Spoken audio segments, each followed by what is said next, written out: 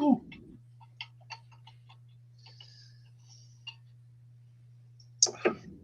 Good idea. Get them all talking. We just sit here quietly for 10 Aye, minutes. that's what we'll do, Davey. Just sit here, stoom for 10 minutes, enjoy a cup of coffee. That's the way. Sarah makes a cracking cup of coffee. She really does. Go on, Sarah. That's no, it's Rachel for accounts. Anyway, let's see who's in. Francis McKenna, Desiree's in. Jamie Dodger's in. Stephen McNeil's in. Stephen Nichols in. Rosie's in. David McBeath's in. Lorna Shields is in. Chris Fisher's in. Sandra Rutherford's in. Laurie Haight. Stephen Bankier. Spanner Mac. Alan Duncan. Kirsty Hamilton. Scott Haynes. Ginger Giraffes. Hi, Gingers. Laurie Hayes in. I think that's me going to them all. Oh, if I've missed you, I'm sorry. Absolutely brilliant, David. And all I do is I go, hi, guys. Barbara, nice. Spanner Mac. Margaret McNeil. Mother, she wrote, still see that on TV. Doing well, Barbara.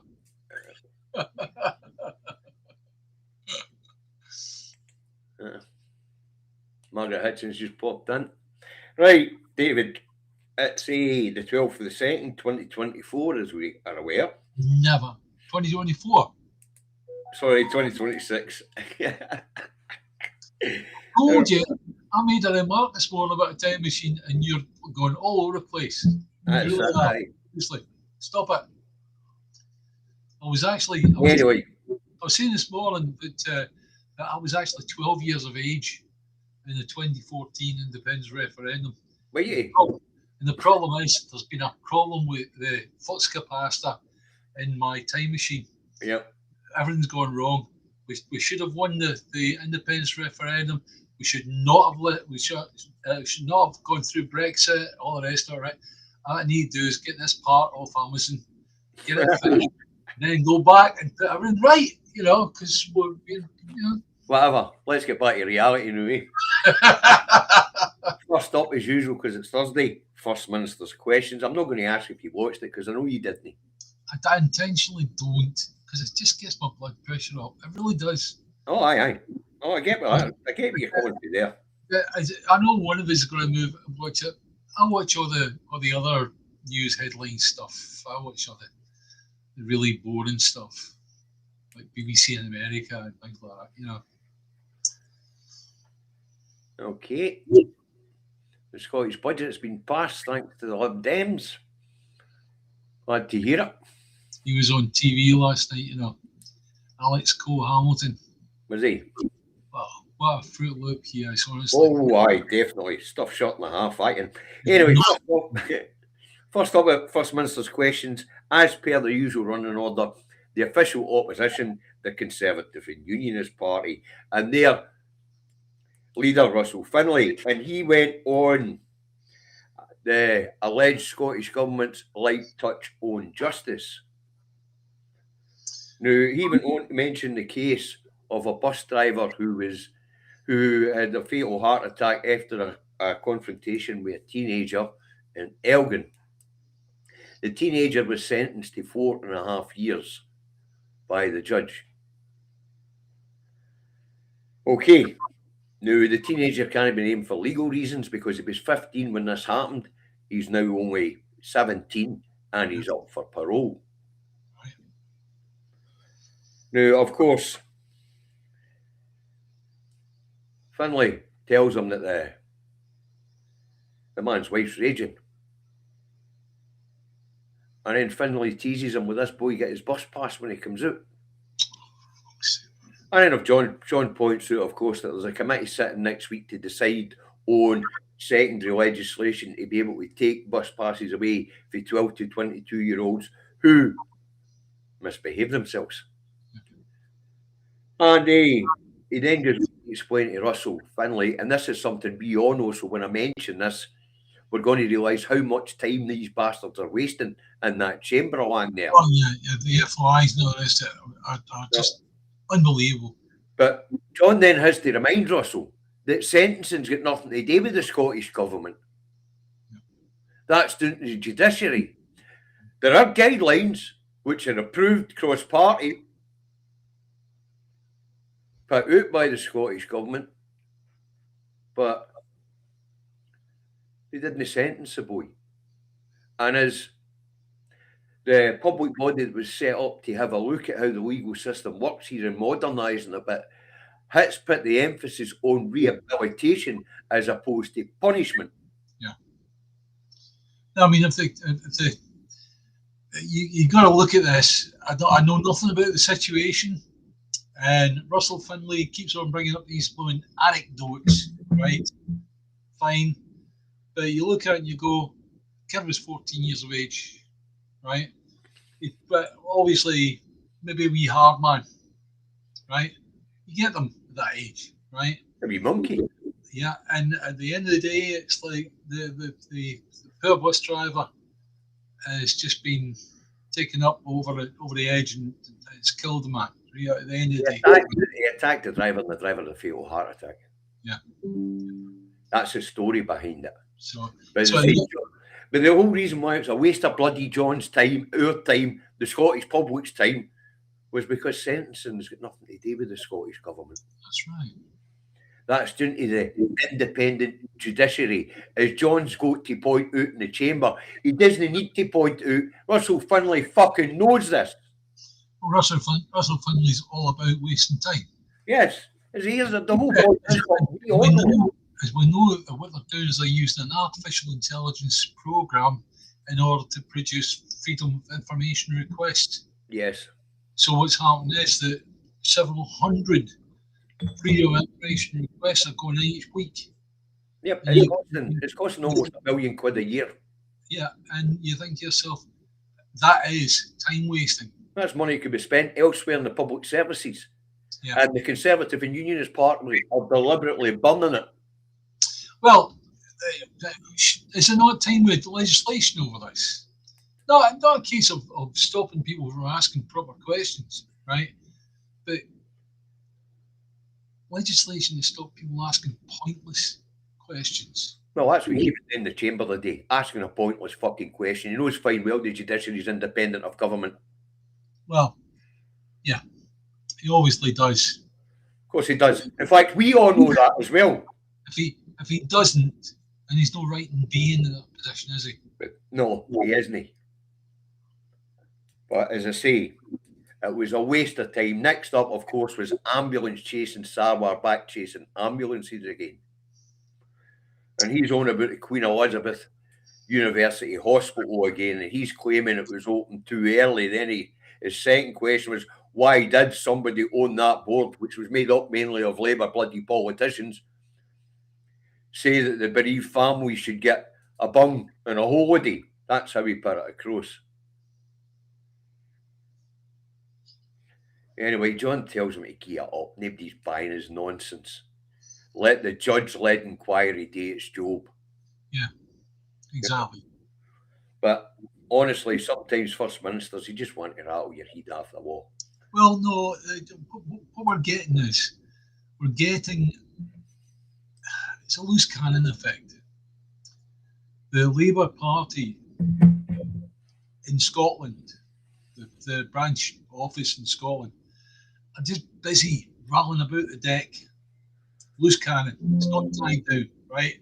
And what's happening is they're using anything they can to try and create chaos. Aye. So between Finlay and Anasawa, my goodness me. Aye, and Alan Duncan, the thought of reforming Holyrood will be worse at wasting time. Aye, it's horrifying, the idea of it. Yeah. Right, and Kirsty, thank you very much. Kirsty. Pointless questions from a pointlessness party. Hey, that'd be a good name for a unionist party, the pointlessness party. Yes. Anyway, as I say, Sarwar's politicking on the back of the Queen Elizabeth again. John tells him to put out.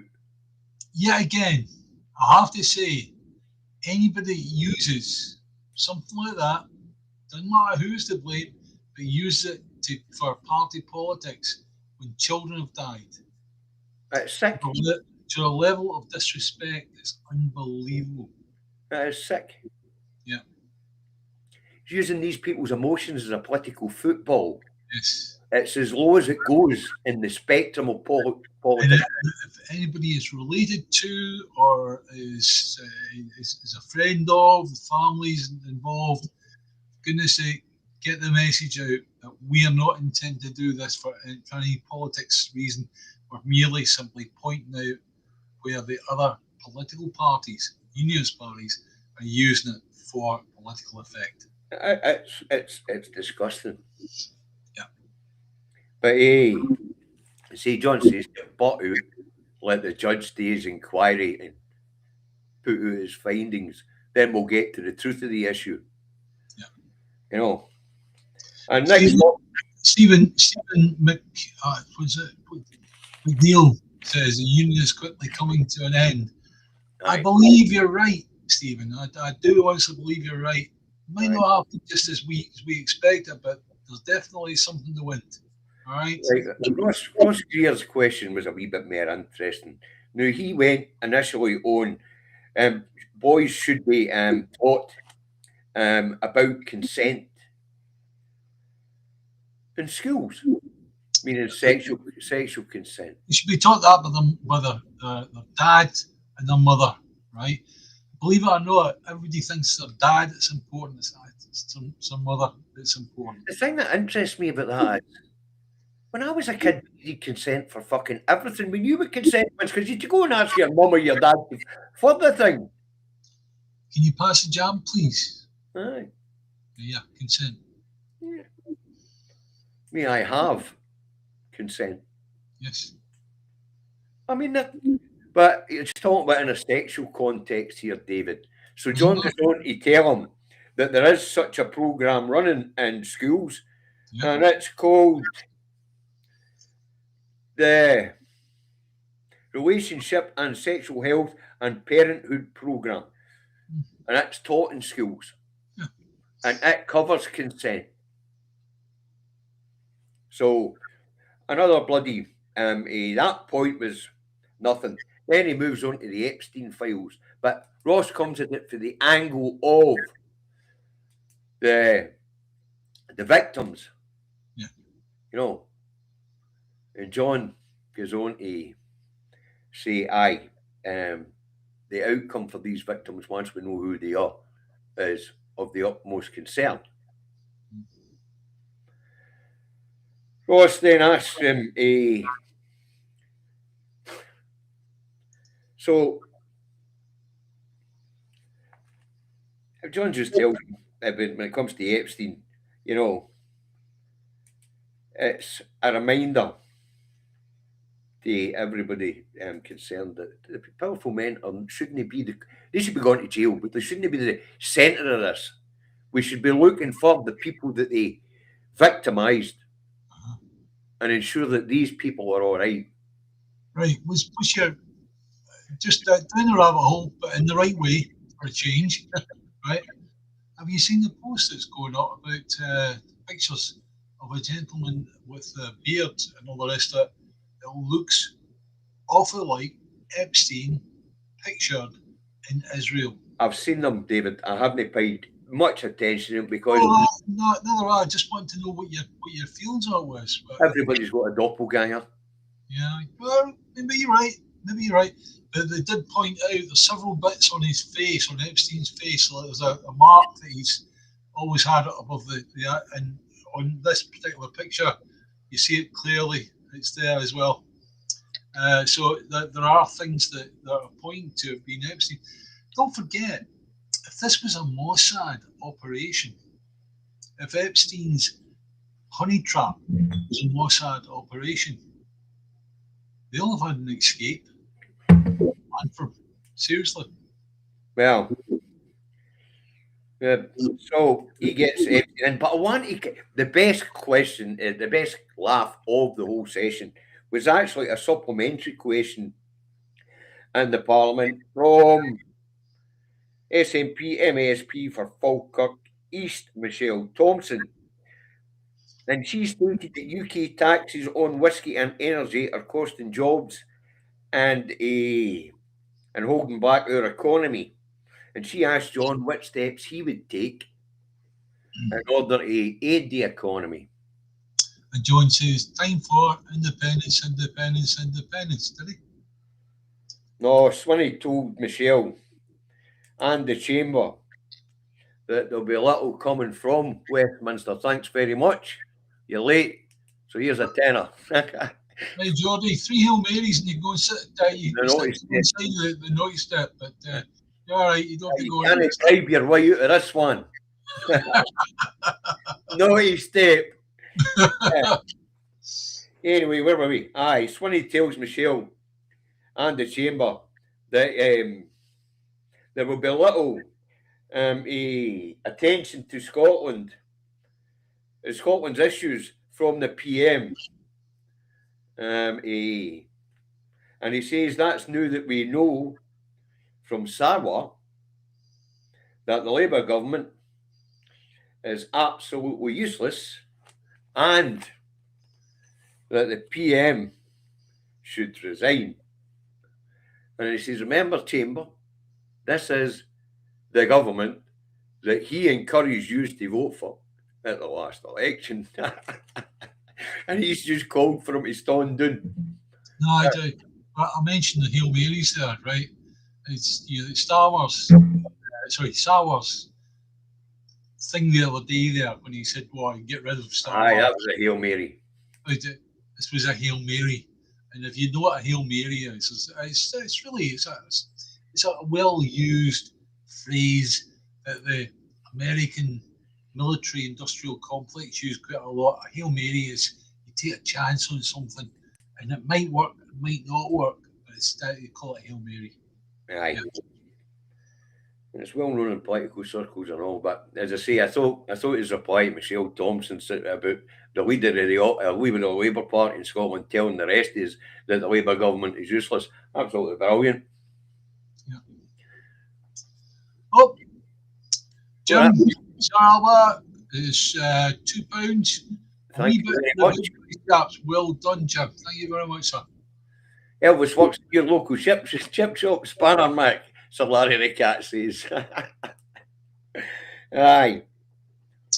There's a bloke down there with chip shops. Where's his Elvis? I remember that one. Right, I guess we better move on for First Minister's to Scottish Government freezes ScotRail ticket prices for the next year.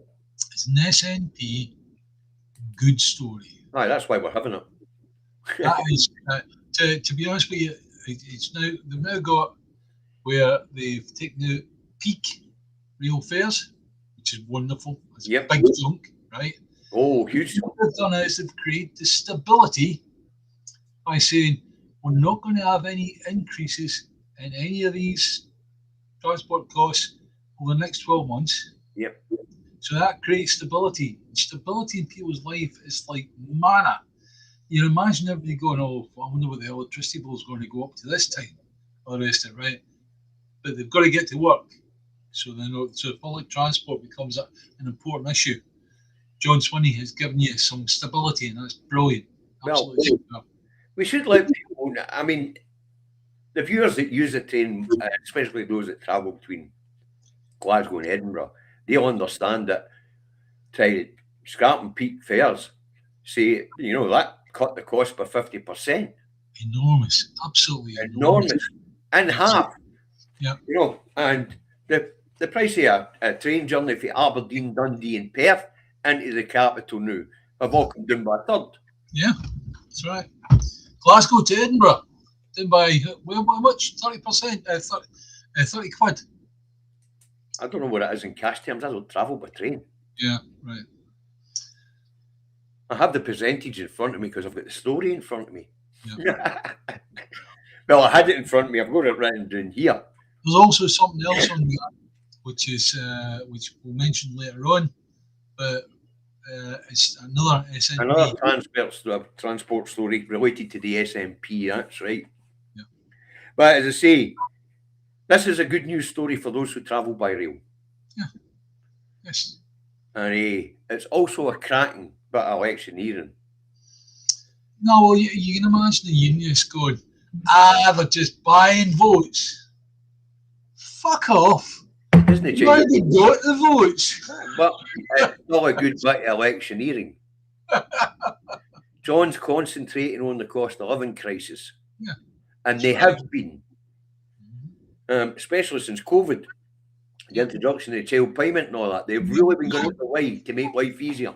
No, but can you imagine that it's like if Labour down in England, Labour in Westminster, that is, had done some of these things, like remove the 2-child cap straight away, dealt with the wispy woman, sorted them out. When it cost them, wouldn't come out of their pockets personally, wasn't it? Just there you go, right?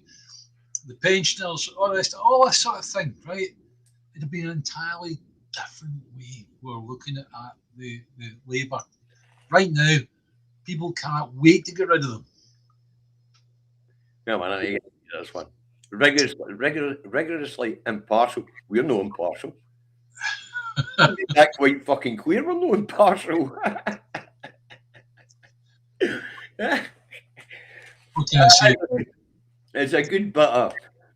No wonder you're laughing, Margaret. It's a good bit of electioneering. It's just in time. You know, it's a nice piece. But as I say, the Scottish Government have been concentrating on making life easier for people here in Scotland because of the cost of living crisis. And it is working. It's winning votes. It's winning friends. It's influencing people. It's what we're talking about a long, long time ago. The well-being society. Yes? In the story. That's it. Right, Spanner Mike. Spanner Mike, I can assure you, there's no need for that. Sorry, David, there's a side conversation going on in the chat there that caught my attention. I've been watching it develop between Sir Larry the Cat, Stephen Banky and Spanner Mike, you know. Right, sorry, that was unprofessional of me, but sometimes you just catch what's in the comments. It's brilliant. Right. Bloody good story, David. Yeah. Really good bit of electioneering. All right. Sarwar dismissed denies being part of a wider plot to oust Starmer. What do you make of this? We discussed this before, and I went, what's the point? Labour are going to get trounced.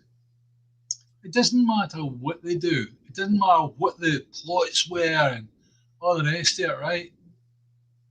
Aye. What's the difference? They're a spent force. They're gone. Their slogan was change. The only change you're getting is a change of the UK government when it comes up to it. Something like that. Yeah, what we got was exactly what we told the electorate they were going to get. So, got continuity. You get the red Tories. The thing I can't understand is, I really can't understand is, people watched the Labour palling up with Tory during the independence referendum to keep Scotland as part of the United Kingdom. Well, that killed basically parties in Scotland. Yeah, but no, but at the end of the day, it's like you might say it killed both those parties in Scotland. It did not, because 2014 we elected a blooming a Labour government in Westminster. In the story. 2024. 2024. Aye. So she said 2014. 2014, that's right. All right, it happens. 2014's burnt into over memories and souls, David. Yeah, I know, but I mean, this is the thing, though. People knew what Labour were up to at that time. Yes. Why would they possibly put their trust in a party that had done that? Gordon Brown took the piss out of everybody. And what he said at the end of it was, well, you should have read the small print. Fuck's sake, man. Oh, dear. Anyway, go back to Sarwar. He denies being part of a wider plot, which includes Wes Streeton and a few others to topple Keir Starmer. But fucking dead men walking, the two of them. If West Streeton was to come in and become the Prime Minister, right, I can assure everybody that's watching this that our Scottish NHS would be hurting for the next 100 years. Because Streeton has got a pal that's actually doing work on the privatisation of the NHS in England. Okay, if the NHS in England is privatised and they go into an insurance-based system, you can be well assured that it doesn't matter how much money we send down that road, we won't be getting any of it back for the NHS. Simple as that. As I say, I'm not too worried about the NHS. People wake up and once they start to see what's happening down that road. But the NHS in England was finished in 2012, David. You and I know exactly what happened. Yeah, the Health and Social Care Act, 2012. Aye. I mean, we know about it. Most people don't know about it, but we know about it. Yeah. We know about it because we have to safeguard against something like that here. Yes. And we've got to read these things. Yes, so you've got to be aware of these things. But Sarwar wasn't part. He's claiming it was a solo decision and it was made by him and his MSPs who have backed him. Yep. His MSPs have backed him and calling for Starmer to go. Yep.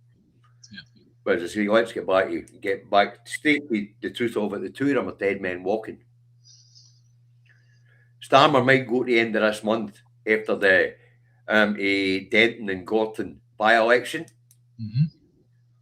More likely he'll go in May along with Sarwar after Scottish Labour take a fucking tanking in the Scottish election. And it'll be even worse for Sarwar if reform comes before him and they end up the official opposition. In actual fact, you look at all these things, and I've said it before, it's like we have a situation that's very, very, very like the vote no confidence. It's very much 75, 76, David, it does. Yeah. So at the end of the day, it's like it could be where instead of it turning out where Starmer says, well, fine, we'll end up, we'll put somebody else in place of me, right? He could say, we'll take our case to the people of this country. Well, let's have a look at this one. We'll get into that in a minute. When Starmer and Sarwar are finished this year, will they both share an ermine robe between them? No, Starmer's already got one.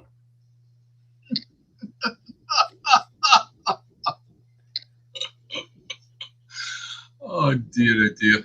Starmer's already got one, so he'll not be sharing his. Sarwar might get one, but I doubt it. Well, Gordon Brown doesn't have one though, does he? Thanks very much, Pete's Music. Yeah, Gordon Brown doesn't have one, does he? No. No, didn't think he. No, he hasn't. No, does Blair. I don't think Blair's got one either. I can't remember whether Blair's been knighted or not. Yeah. But let's see, Sarwar claims it was on his own. Right, Health Secretary Neil Gray suspends 10% pay rises, temporary pay rises, for executive staff at NHS Lothian and NHS Glasgow. And it comes after trade unions sent a deputation to see the Health Secretary to tell him that even though that Glasgow and Lothian are overseeing modernisation of NHS Scotland and their boards, they shouldn't be getting paid any extra. I totally agree with it. The frontline staff have got to adapt all the time to new situations. Any spare money that is going should be given to the frontline staff, right? Okay, I appreciate maybe if someone's been in the health service for a number of years and they've got a decent position, they could be in quite a decent wage. However, the majority are not. But the point is, they should be expected to take on extra and adapt Mm. The way that the frontline staff are expected to adapt. Yeah. But these temporary pay rises we're getting were worth up to 20 grand a pop, and it's Yeah. because NHS Scotland has been split into two planning boards to try and cover the needs. So it will be NHS West will have its own planning board, and that's basically all the way down the west side of the country, including the Highlands and Islands. Mm-hmm. And NHS East, that planning board will look after for Shetland, Orkney, all the way down the east coast, Grampian, Angus, Fife, the Lothians, Borders. So Yeah. that's basically how they're splitting it. And the idea is that you'd need two different planning boards because of the geographical differences. As far as I'm concerned, it's not beyond the wit of the people on that board, regardless of how they organise themselves, to actually do the job that's asked of them. Aye. As I say, so he suspended the 10% temporary pay rise that we're getting granted. It was temporary. Once the restructuring was done, they would go back to working in their own health boards, and the new bodies that would be set up would be made up of members for each of the health boards in the new health regions. So I have to agree with the trade unions on this one, David. Yes, in actual fact, if you don't listen to trade unions on this, you're going to end up where you're going to be doing inland, fighting the health service. Not fighting with your boards. The health boards can go and take a jump, right? Because in the past, I didn't know that a lot of the GGHB was made up of Labour councillors and all the rest of it, right? Aye. So as far as I'm concerned, it's like that really shouldn't have happened. That should not have happened at the end of the day. So therefore, I've got no loyalty to a health board. And a health board at the end of the day, it's just a group of people that's put in place to actually control and manage and administrate. Something like that. And to be fair, I don't want Labour councillors own the health board. I want healthcare professionals own the fucking health board. Absolutely. I want healthcare professionals. Yeah. And I want patient representatives. Yeah, that's the way.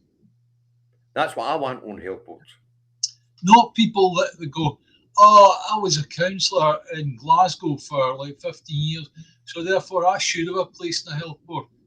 Fuck off. So well done to you. In actual fact, there's 10 bob. See me, you fuck off. You can get a bus so you can fuck off some more. Right, there you go. Well done to Neil Gray for taking the advice of the trade unions and telling these people we're actually paying you already. Just go on with it. Yeah. You know. So, right. Another transport story. Yep. Trial of free unlimited public transport in Glasgow. And the trial will consist of 1,000 Glasgow residents. Yes. 500 of them who regularly use their cars to commute. Mm-hmm. And the other 500 will be recommended by social services and people who would benefit for free travel to get to hospitals and things like that for hospital appointments. The trial will last 7 weeks, David.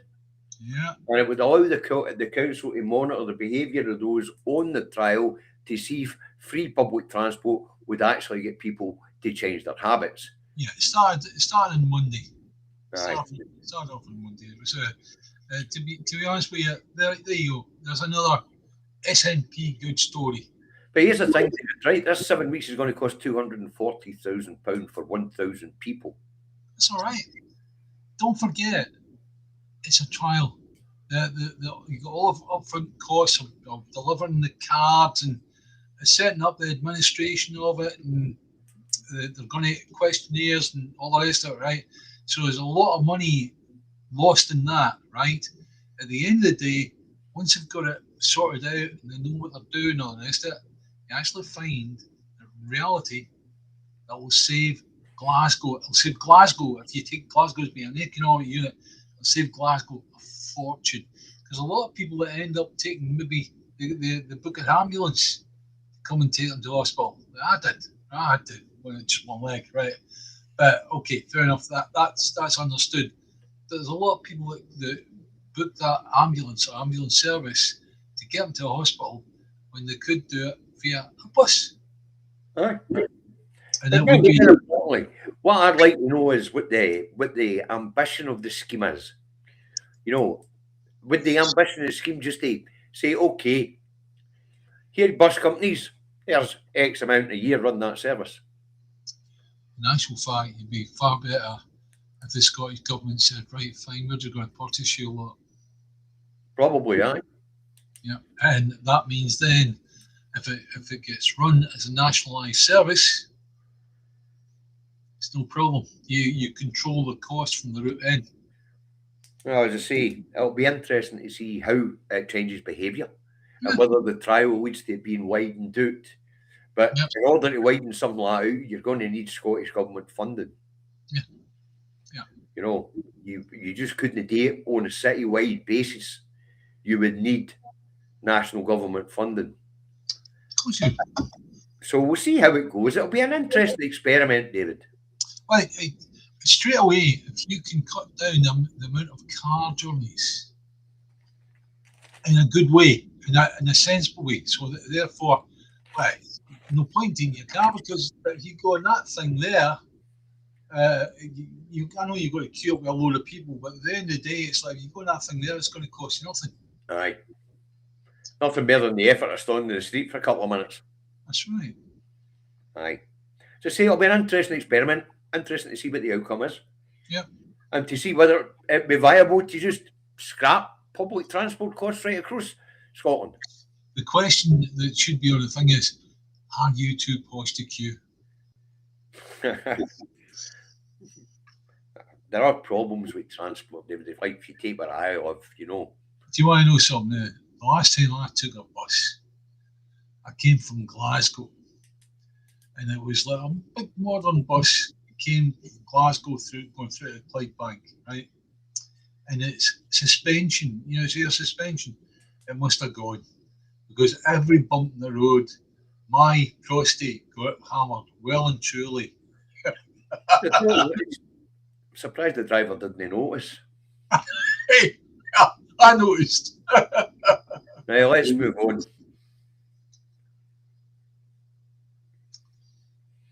Keir Starmer berated by the Speaker in the House of Commons. Yeah, I do say, everybody, be careful what you're saying, because the same idiocy as we had with Nicola Sturgeon and Morell and all that stuff, where you'd say anything, we're going to lock you up for 100 years and throw away the key, right? Contempt of court. Yeah, they're doing exactly the same. They're making it whereby, however, our Prime Minister is able to stand up at the dispatch box in Westminster and say what the hell he likes. Parliamentary privilege, David. And make someone look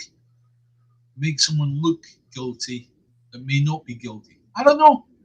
If Peter Morell is guilty, then fine. He gets it. But however, it's you and I both saw the SNP's books. Aye. And I can't see whether there was any embezzlement that took place. No, me neither. So neither did the Electoral Commission. Yeah. But they are the forensic accountants. The cops did that part. Yeah, they were inside the blue tent that was built up in front of forensic accountants. Let's leave it at that. Anyway, why was it brought up? Because Starmer was getting it tight about the appointment of Matthew Doyle to the Lords. Matthew Doyle and Pam Duncan Glancy are the latest paedophile scandal to hit the Labour Party. And then what he did was he doubled down, didn't he? He then mentioned the Queen Elizabeth Hospital. Yes, he doubled down. The inquiry that's going on at the moment, and made it look like the SNP were to blame for things like that. You know, at the end of that, it's getting to the point when the lies and the propaganda. And I'm not interested in that. I'm interested in the fact that that fucker can get away with contempt yeah, of court because he's in Parliament. yeah. And of course, there's every chance he might now have endangered Peter's chance of a fair trial. Well, in actual fact, what I would say is the judge should come up and say, "I'm sorry, but because of what's been said at the dispatch box, we can no longer have a fair trial for Peter Morrell. So therefore, I'm declaring a mistrial Aye, and quashing all charges." just trap him. Maybe that was Mr. Keir Starmer's intention. I don't know, but what we do know is that he had to be berated and reminded that in that place there they don't talk about live cases, despite parliamentary privilege. Right. Enough. I'm calling a short on that. If we get into this any deeper, we're in danger of being called into contempt of court ourselves, and we already have one case hanging over us. That's very true. Yes. Okay. Anyway, so we're going to swing it to Matthew Doyle and Pam Duncan Glancy. Yeah. Now, Pam has come out in the press after being suspended from the Labour Party, and she's unapologetic about her friendship. She says her and her family are supporting this guy. He's fragile now he's out of jail. Yeah. And well, I don't know this guy. I don't know. And I don't know what his state of mind is. Yeah, at the end of the day, it's like the guy might be like at top of himself, and it's like he needs as many friends around about him as he can get, right? In the story, right? In that situation, you look at that and you go, you didn't sack her beforehand. No. And you've done it now. Why? Well, Mandelson and thing hadn't come up. Yeah. You know, so he's waiting for something else bad to happen, so he could. Palm gets kicked out the Labour Party, suspended pending an investigation, and Michael Doyle, who's recently taken up his position in the Lords, has been suspended from the Lords Labour group, pending an investigation into his links with Sean Morton as well. Yeah. So I would appeal to apart from Mandy and Epstein, Labour are up to their neck in paedophile scandal. It's not a good fucking look, is it? Well, I mean, in actual fact, you look at a lot of what's happening on Epstein is paedophilia. You know, we're not. Everybody thinks, oh, Epstein, he hired every hooker in America. He didn't. But people need to realise this. What he did was he got young boys, young girls. Right, traffic kids. So, right, let's move on to the idiots in reform who will be shedding votes here in Scotland like fuck. Richard Tice is in Cloud Cuckoo Land. You want to read it for you, right? We get into Holyrood as quick as possible. Yeah. Sorry, guys. It's the music that comes with it. Then you remember Dallas. Come on, boy. We will remove as many powers from Holyrood as soon as possible. We will remove environmental protections in favour of big business. We will bring back fracking in Scotland for British benefit and slash taxes for those setting up fracking operations. That was quote unquote from Richard Tice, who is the leader of Reform UK Limited. Well, he's just more or less shed about at least 40,000 votes here in Scotland. Yeah. But more importantly, somebody gave him a phone call and tell him about planning laws here in Scotland and how the planning system is not in the gift of Westminster to take away. You're absolutely right to say that. But as you know, and I know, all he was doing was talking to the circle where all the knuckle draggers were, and they're all going, like that, right? So there you are. Actually, that wasn't it. That most definitely was not what he was doing. What that statement was doing was telling big business, throw in your donations That goes off the back of Offord's philosophy. Aye. If you ever get a chance to read Offord's philosophy, I do recommend it, because you'll come away from it, the taste in your mouth will be as if you've eaten 7 pounds of fucking human shit. Well, I think I'll avoid it then, eh? Yes, I don't have any intention of wanting to come away with that feeling. Where the hell did he go?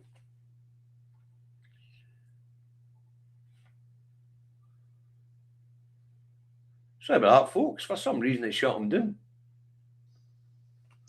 Hey. I guess that's what Restream thought of the Offord theory. You get fucking launched. There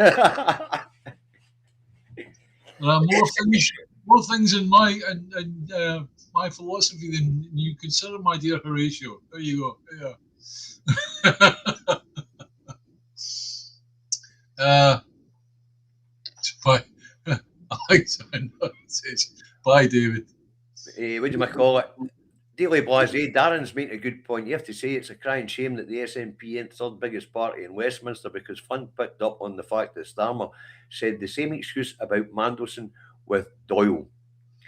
Yeah. And that was vetting. Yeah. He blamed the vetting. Yeah. You know, even though Matthew Doyle's connection was well known before he was made a lord. Kirsty says, Mr. Milligan was so upset he shut his screen down. I think it's gave it the fact he was advising people to go and look at the Offord theory. Yes, that's right. Yeah. Or philosophy. His philosophy, yes, that's right. Yeah. Right, you were telling me you watched the energy debate the other night down that road. Yeah, I was. The last part of me was going, come on, David, put something decent on the telly so you get a bit of entertainment, right? And I thought, no, I've got to watch this. And I've got to see. Shanks was doing the usual thing that Shanks does, right? What he was doing was that he was our man in Scotland against Scotland, simple as that, right? You know, and it came up the thing about the mini nuclear generators that I think are doing, like containers with nuclear power stations inside them, right? And you can imagine that they are dirty. And when I mean dirty, I'm talking about radiation, contamination round about, right? Okay. And at the end of the day, it's like along came one of the questions. Oh dear, it's done that again. One of the questions that came up was about that, and straight away you saw Ed Miliband shuffling his way up to the dispatch box, right? And he was saying, "Well," he says, "we're going to bring the SNP into the 20th century, not mind the 21st, just 20th century, and get these things through." No, fuck off. No, I just love that analogy, because news for you, Westminster, we bypassed the 20th century. We're already in the 21st century. We're fucking inventing it. Yeah. We are renewable energy, and our hydrogen being pioneered from the excess of that renewable energy. So when build your heat, Miliband, your spanner. Listen, guys, I want you to take this on board, and this is really, really important, right? This is not me saying this. This is several industry experts that are saying this. Scotland is now taken to be one of the world's leaders in renewable energy, right? Yes, Alex. We might not be producing the amount that, say, China is, for obvious reasons, right? However, some of the technologies that we're bringing forth are really put us right out the front edge of the envelope, right? And it's like we should be very, very proud of that, and we should not be listening to anybody, especially where their initials are EM, that are fucking Jew and blooming trying to get us to take on board nuclear power stations in Scotland when we don't fucking need them. Well, of course, Ed's got the same problem as Tice. Yes. The planning permission. Yes. The planning system isn't in their gift to take away. It's built into our legal system. If they got rid of Holyrood, The planning system would still be there. Yeah, no, but they could take over that planning system and change the law. Guys, there's nothing more I can say other than it's time for independence, independence, independence, as they say in Scotland. Let's get it right. Let's do it. Bang on time. And also in Prime Minister's early chimes battered Starmer the definition of genocide and demanded that the UK government recognise the fact that it is a genocide in Gaza and it lives up to its international commitments under international law. Yeah, that was the last year of the Greens. The Green Party, aye. Yeah, Ellie Chimes. That's it. Chimes. Chimes didn't get. It was a very technical argument that was put across, and we were going to show it on the show, but it's a wee bit too heavy. If you do want to look it up, you can get all these things on Hansard. You can actually get the transcript. Yeah. You get a transcript of each of the questions at Prime Minister's questions and Hansard, folks. Yeah. It's a bit cold. You can't feel the emotion in the words, as you would if you were watching it being spoken in debate. But you'll get the gist. You really get the gist. So it was interesting because that one was body swelled. Yeah. Yes. And as all these international scholars, Amnesty International, all these genocide scholars, even the Jewish ones, all agree that this is a genocide. Mm-hmm. Why? I mean, I don't quite get why the Starmer government cannot. Oh, they're being funded by Israel, aren't they? Yeah, the Labour Party being hijacked by Israel. Yeah, the most important thing is that these people within the British government right now, Westminster, Labour, definitely, right, are going to end up at some time in their life in front of the ICJ for this. Right. But what's interesting about how the Labour Party was hijacked by the Israel mob, because anti-Semitism was used to get rid of Corbyn. Yes. Now, we've heard Rachel Reeves and Keir Starmer both publicly state they're Zionists. Yeah. And also the amount of Labour people that went to Labour Friends of Israel meeting in London. It's, you know, we're talking like a big meeting. It would appear that the Israel lobby has taken over the Labour Party, which is interesting. The thing about it is that the people of the UK, not just the people of Scotland, the people of the UK are eventually turning. And we saw that with the jury trial for the Fulton Six that took place last week, right? Where they were all like found not guilty, whatever, right? They're all going to be entitled. They might try and put them in trial again, right? Yeah. But I just hope that if they choose for another jury, that the new jury that comes in does exactly the same as the previous one and says, no, sorry, that's it. Right. Yeah. Right. So there's a lot of things whereby the people of the UK, the people on these islands, are now slowly turning and realising that they are getting used and abused by the powers at Westminster. And beyond. Yes, and beyond. And beyond, but I don't want to go too deep down the rabbit hole, but I say what's interesting is I say the evolution and how quickly it happened for Jeremy Corbyn being kicked for being anti-Semitic to the Zionists taking over the Labour Party. Oh, we're already there, as you know, when you watch the Labour files from Al Jazeera. Need to take us. I'll just go mute for a second. All right, no worries.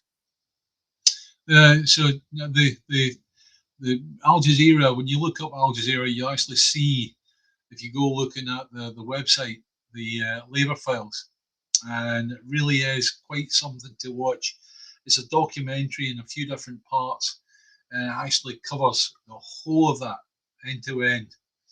And I must admit, it's been a very, very interesting thing to watch, because it fills in a lot of the blanks and makes you realise just what. Where did they go this time?